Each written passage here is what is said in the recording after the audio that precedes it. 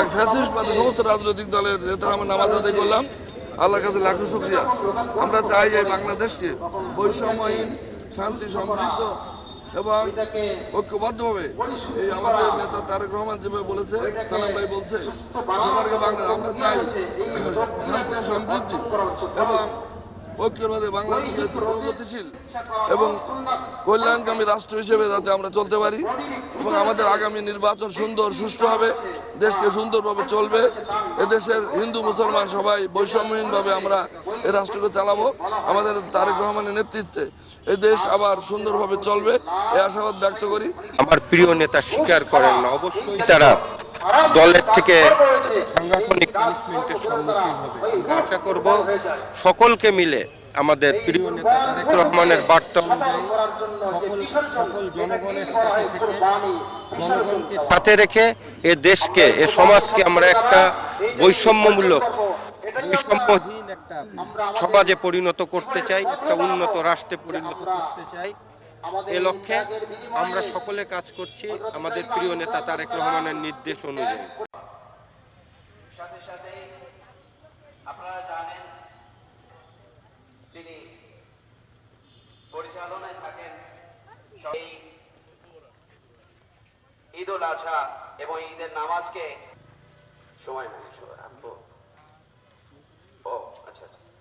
সবাই পরিচিত মুখ এবং আমাদের সবার অন্তরের ভালোবাসার উনি ইতিমধ্যে আমাদের মাঝে উপস্থিত হয়েছে। সময়ের স্বল্পতায় আমি ওনার পক্ষে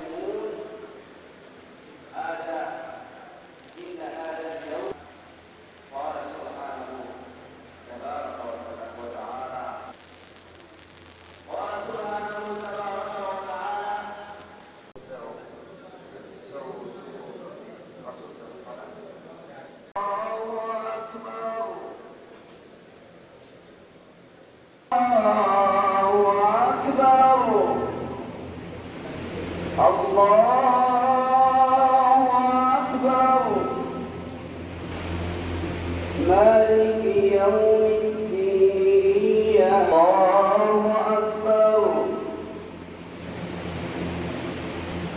الله أكبر الله أكبر يا بني إني أرى في المنام أني أذبحك كالناجز المحسنين إن هذا لهو البلاء المبين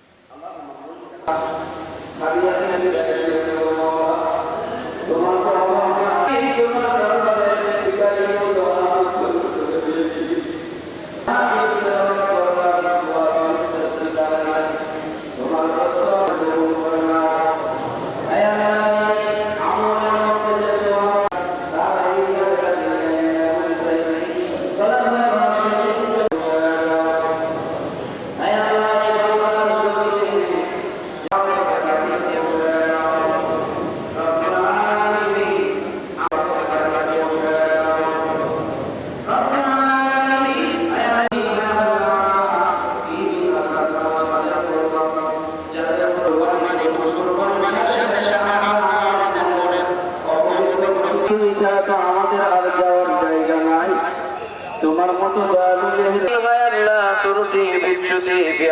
ক্ষমা করে দিয়ে আমাদের আল্লাহ তুমি তো ক্ষমাশীল, তুমি দয়ালু মেহেরবান আল্লাহ।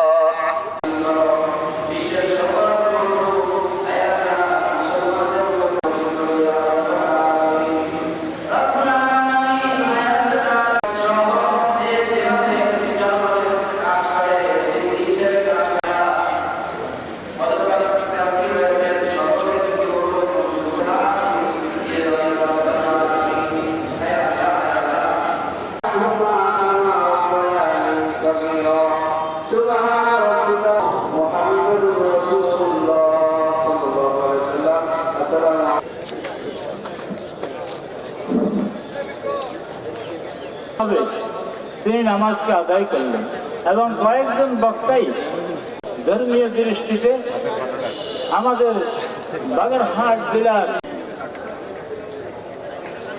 বিসমিল্লাহির রহমানির রহিম ইয়া হাবিব সালাম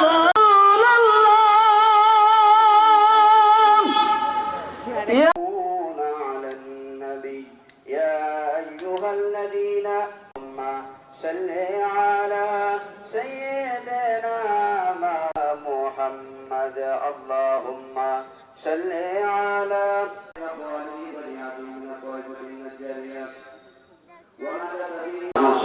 حضرة المرسل الشفيع الخليفة القدسية وقدم يا نبي عليك يا حبيب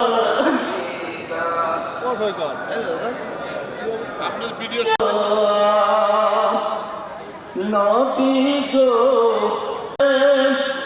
দেখনা সালাম রোজার কিনারে ষাটমূল মসজিদের খতিব ও ইমাম যারা সামনে কাতার পুরা করে বসেন, আমরা সামনে কাতার পুরা করে বসি। এখন আপনাদের সামনে কিছু মূল্যবান বক্তব্য রাখবেন বা কিছু